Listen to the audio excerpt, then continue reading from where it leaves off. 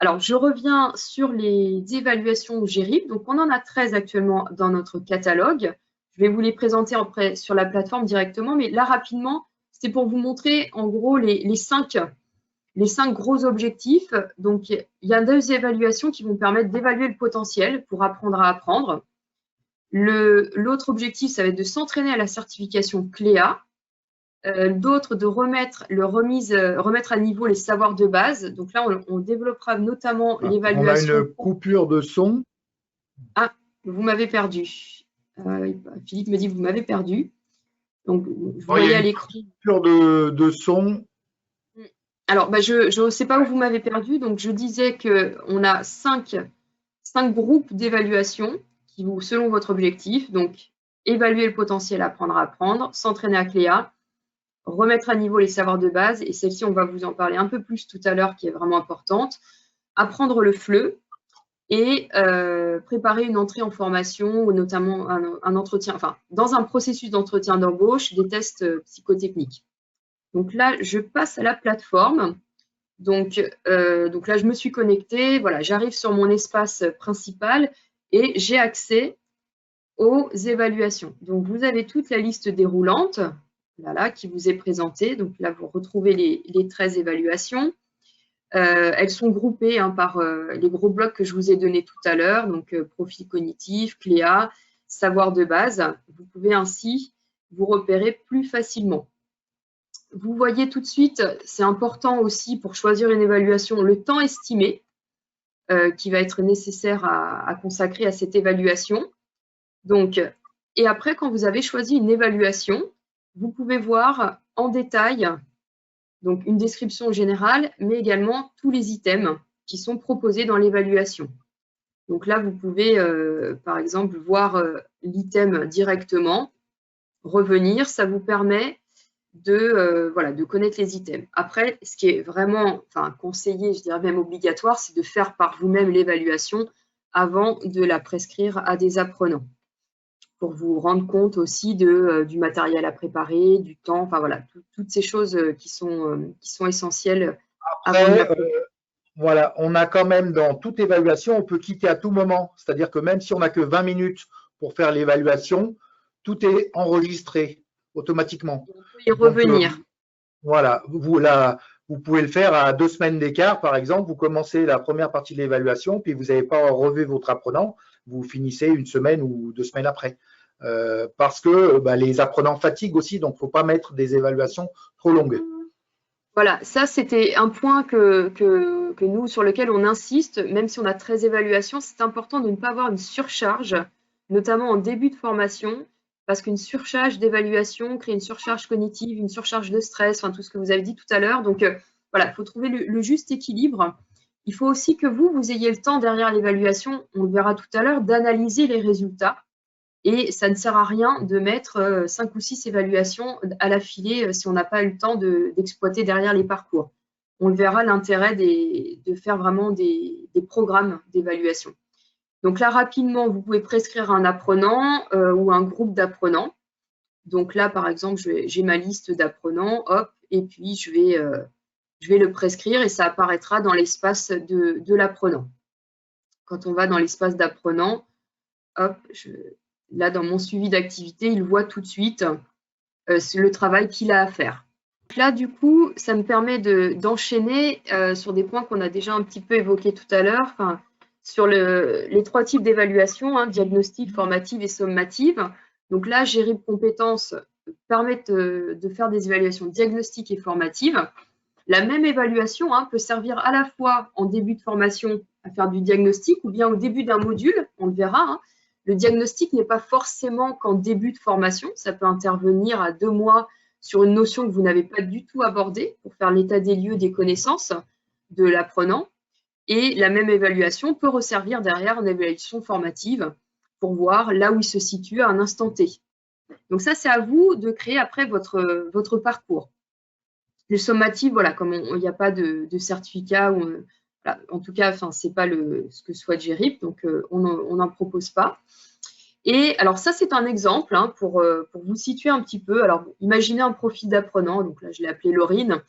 Elle s'est inscrite à une formation compétences de base professionnelle, accès à l'emploi. C'est une formation qui est assez courante en ce moment chez les jeunes. Et puis, elle souhaite passer le CLEA. Ce serait la cerise sur le gâteau, mais en tout cas, donc, ce qui est conseillé au tout début, c'est de commencer toujours par l'évaluation, savoir de base, évaluation rapide. Parce que quel que soit, on va dire, l'objectif de formation, souvent on voit ce qui cause des soucis, hein, c'est vraiment sur, avant de commencer à, par exemple, approfondir CLEA, c'est d'avoir vraiment un socle de base sur les compétences maths français. Et sur GRIP, on voit que la cognition vraiment est importante après pour avoir le profil de l'apprenant. Et ça fait vraiment écho au diagnostic. Donc voilà, nous, on recommande toujours de commencer par celle-ci, même par exemple pour un apprenant qui commence son parcours de formation sur CLEA. On prend donc à l'entrée de formation, ce qui va aider, c'est d'avoir le profil cognitif et linguistique, puisque c'est une formation qui va avoir vraiment, enfin là, je laisse peut-être Philippe le présenter en quelques secondes, mais de mieux connaître l'apprenant sur sa manière d'apprendre, sur ses mémoires, etc. Donc ça, c'est intéressant aussi pour vous, après analyser en détail. Juste un exemple très rapide et concret, par exemple, on a une série de 4 ou 5 mots à retenir, 4 ou 5 mots clés, et on s'aperçoit que d'un apprenant à l'autre, ils ont des stratégies de mémorisation complètement différentes.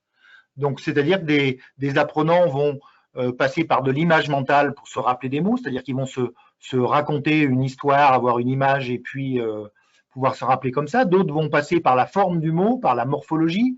D'autres vont se servir d'acronymes. D'autres vont relier les mots entre eux de manière dans leur logique à eux. Il y a tout un tas de façons de mémoriser et chacun va avoir sa stratégie. Et l'objectif, c'est pas de faire changer la stratégie à l'apprenant. Au contraire, c'est qu'il reste dans sa stratégie avec laquelle il est le plus à l'aise, mais de présenter les exercices après en formation en utilisant sa stratégie à lui d'apprentissage. Et c'est comme ça qu'il va progresser plus vite.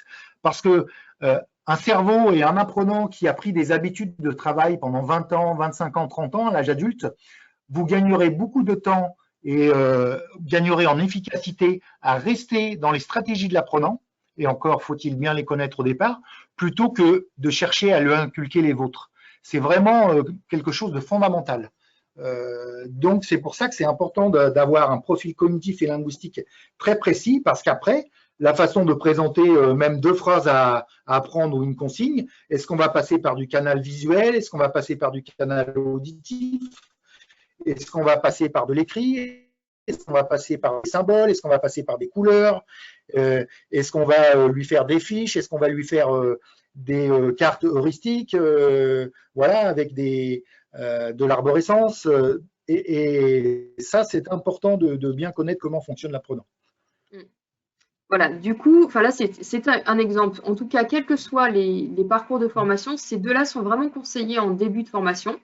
Et puis après, donc, puisque beaucoup après visent CLEA ou l'équivalent de CLEA en termes de compétences, de faire à 2 mois ou 1 mois et demi selon voilà, la durée. Enfin, c'est à vous après d'avoir la bonne jauge, hein. Mais en tout cas, de valoriser l'évaluation formative qui va permettre de motiver, de valoriser les acquis, vous de faire un point, d'ajuster.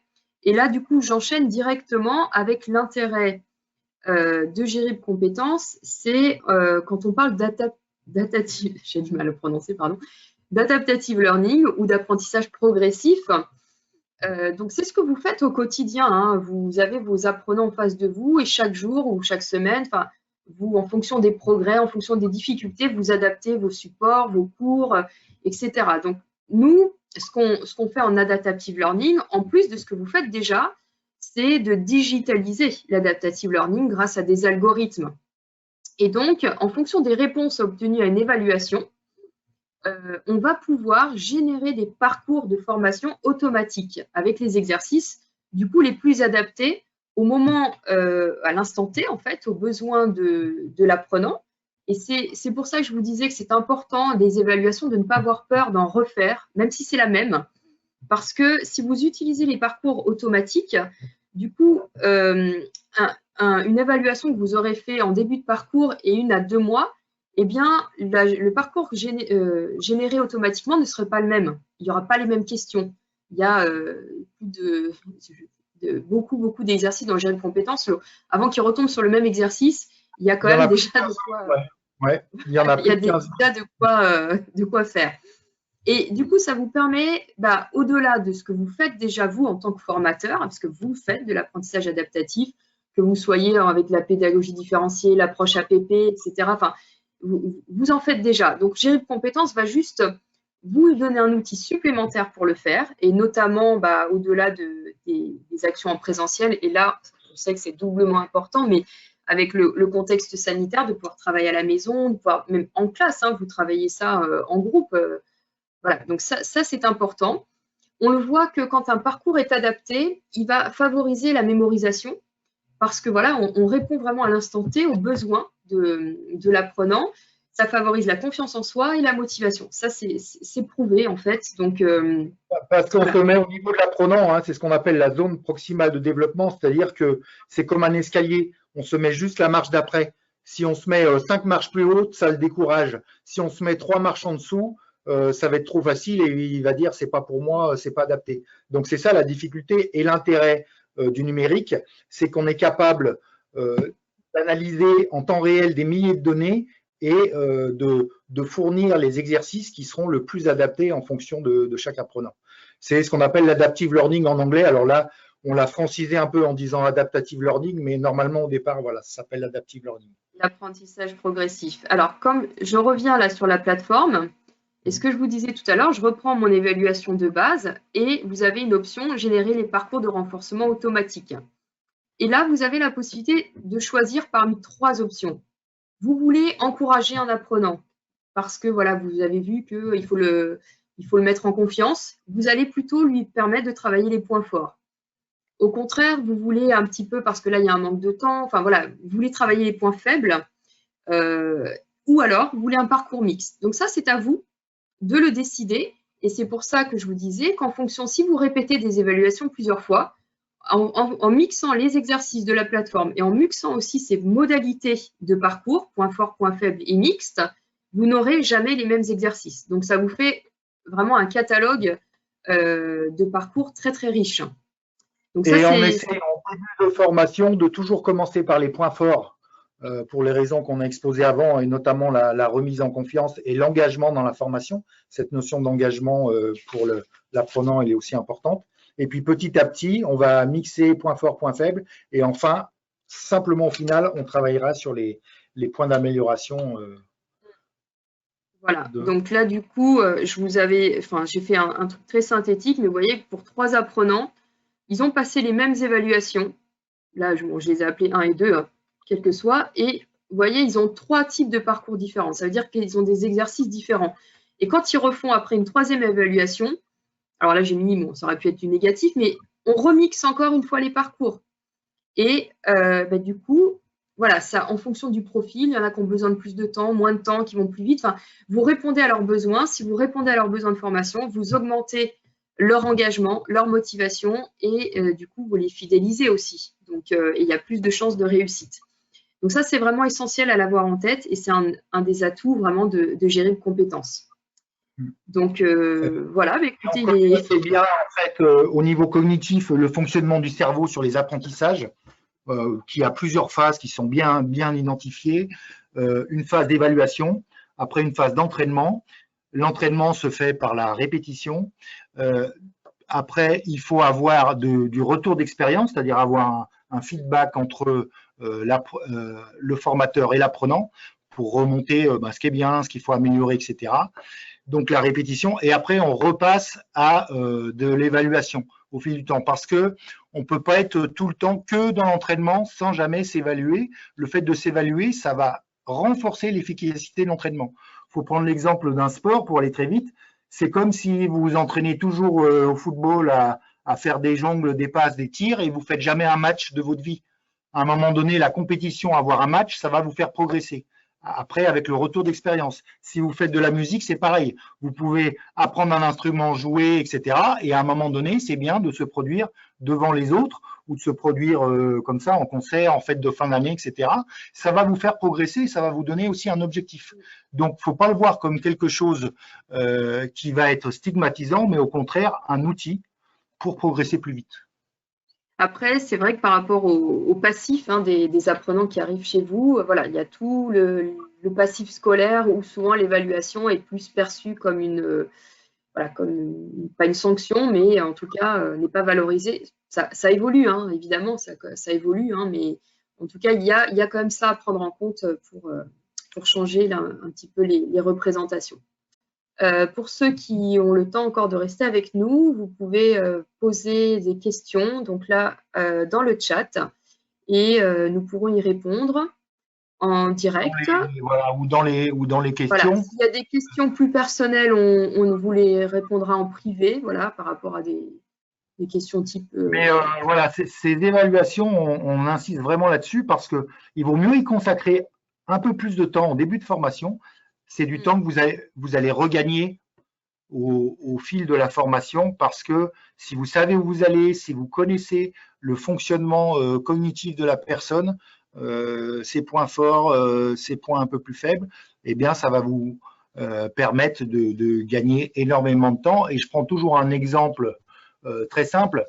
C'est par exemple, on a tous le souvenir des dictées à l'école et les apprenants en situation d'illettrisme ont souvent des mauvais souvenirs là-dessus. Et on peut très bien, une évaluation, on peut très bien avoir 0 dans une dictée parce qu'on a fait 10 fautes ou parce qu'on a fait 40 fautes, on est toujours à 0. Et puis on peut avoir fait 40 fautes, mais sur la même règle de grammaire qu'on n'a pas comprise. Ça veut dire que le jour où on a compris cette règle, eh bien, toutes les fautes vont disparaître. Et de l'autre côté, on peut très bien n'avoir fait que 10 fautes, mais avec 10 règles différentes. Et ce qui fait que, et c'est ça la qualité d'une bonne évaluation, c'est pas que du score quantitatif brut, parce que paradoxalement, dans l'exemple que je viens de vous prendre, la personne qui a fait 40 fautes, mais avec une seule règle de grammaire à travailler, elle va progresser beaucoup plus vite que celle qui a fait 10 erreurs dans sa dictée, mais qui concerne de la phonologie, de l'orthographe d'usage, des homophones, de la conjugaison, des accords non adjectifs, etc. Donc c'est pour ça que cette évaluation, c'est important qu'elle soit bien fine et précise. Voilà. Alors, on a quelques questions qui arrivent. Donc, alors, pour répondre à Michel qui a raté les 20 premières minutes, vous pourrez regarder le replay. Voilà, le webinaire, enfin un autre sur le même format n'est pas prévu, mais vous aurez le replay en tout cas disponible d'ici quelques jours et vous recevrez le lien. On a Sylvie qui nous pose la question, quel est le lien entre les évaluations de cycle 4 de l'éducation nationale et les évaluations GERIP? Donc le cycle 4, ça permet voilà, ça correspond à un niveau 5e, 4e, fin de 3e en fait.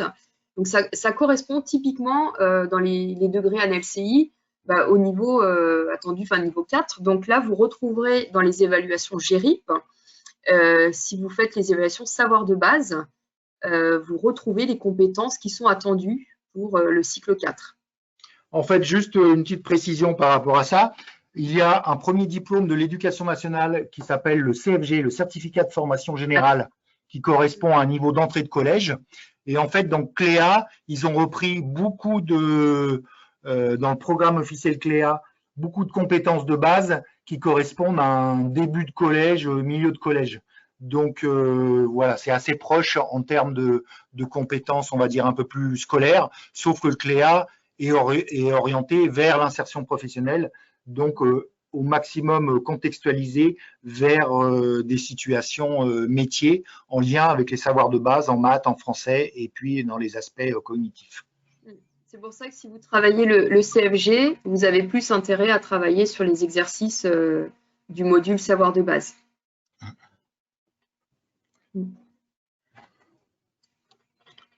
Voilà, donc là j'ai quelques personnes qui nous remercient et qui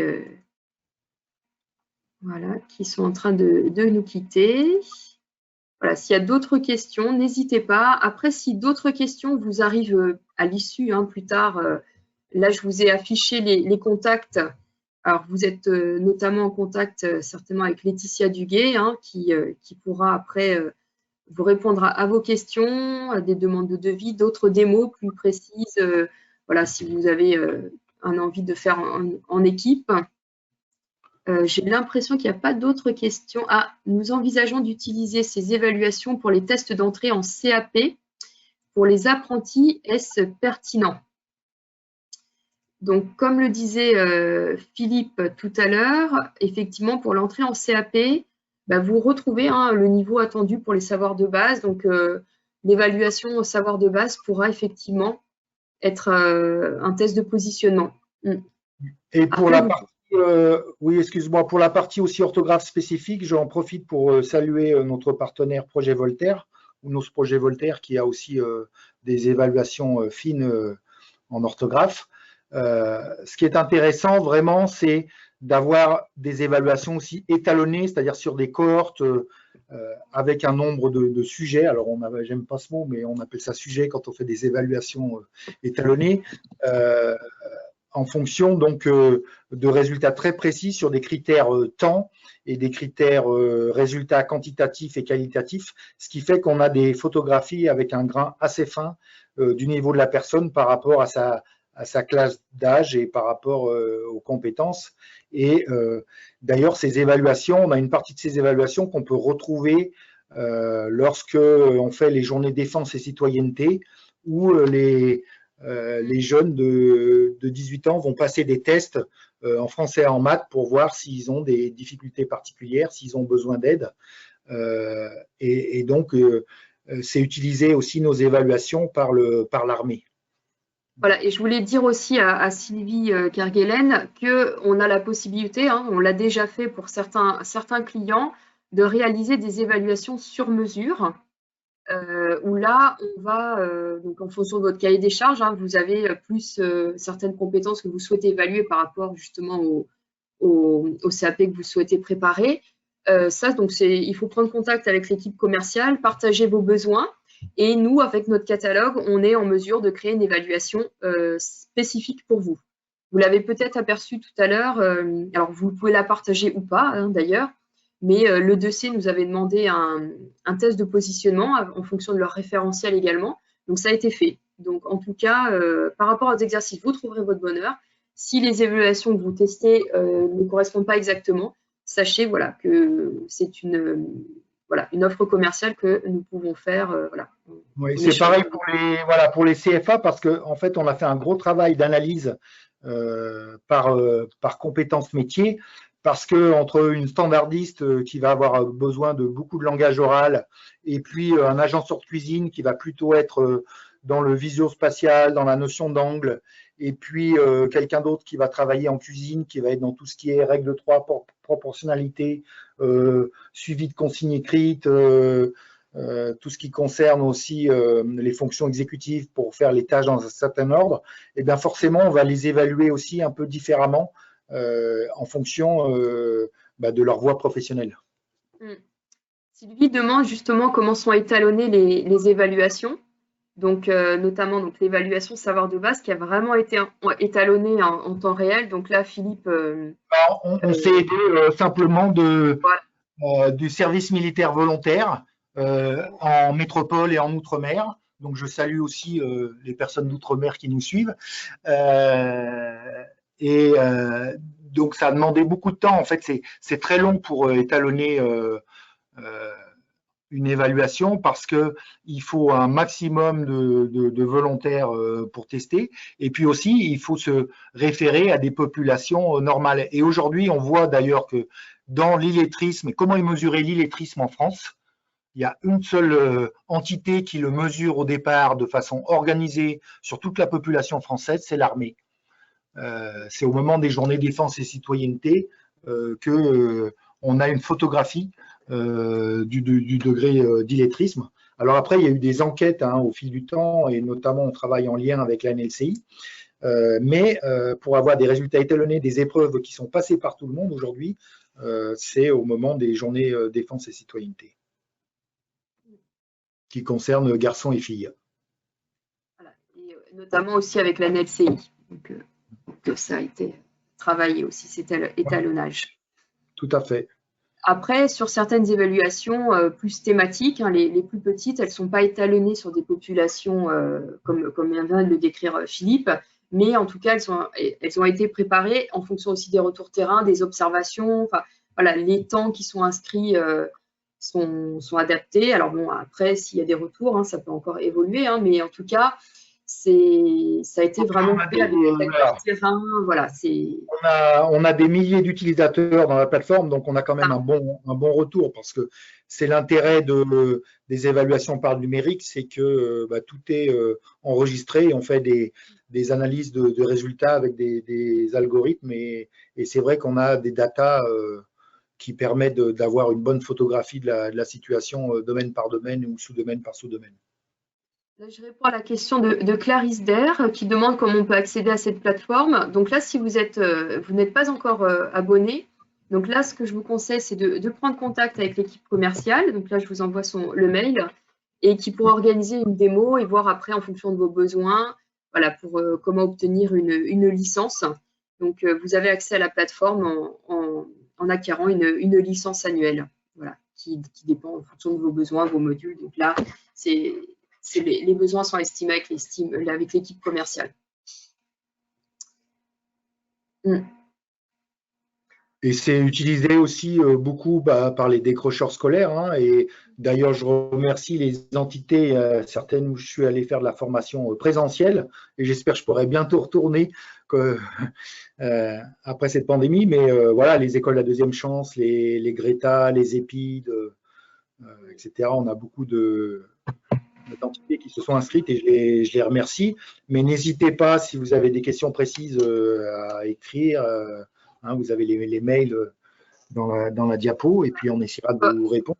Contacter le service commercial. On s'est adapté. C'est vrai que si les formations en présentiel ont été limitées cette année, hein, en tout cas, ça permet aussi, on a vu une nouvelle manière de répondre, c'est de faire sur des thématiques précises. Hein. Si dans votre organisme de formation, vous avez plusieurs formateurs sur une thématique précise, il ne faut pas hésiter en fait à faire, voilà, pendant 2 heures, on peut faire une mini-formation sur une thématique précise. Quand vous achetez le produit, de toute façon, vous avez une formation prise en main, en général qui est comprise dans la licence. Donc, voilà, ça, en tout cas, ça fait partie un peu. Plus vous la maîtriserez, plus les apprenants aussi la maîtriseront. Hein. Il n'y a pas de secret. Hein. Voilà. Ben, écoutez, je vois qu'il est 17 h. Je vais vous souhaiter une bonne fin de journée à tous en vous remerciant chaleureusement de votre participation, de vos questions, en début de webinaire aussi pour lancer un peu le débat, entre guillemets. Ouais. Voilà. Et puis, je vous remercie également de vos parcours de formation avec vos apprenants. Voilà, et beaucoup de réussite. Merci beaucoup. À bientôt pour un prochain webinaire sur un autre sujet. Vous pouvez aussi, si vous avez des envies par rapport aux thématiques choisies dans les webinaires, eh bien, n'hésitez pas à nous contacter. Au revoir. Au revoir. Merci. Bonne soirée à tous. Merci. Au revoir.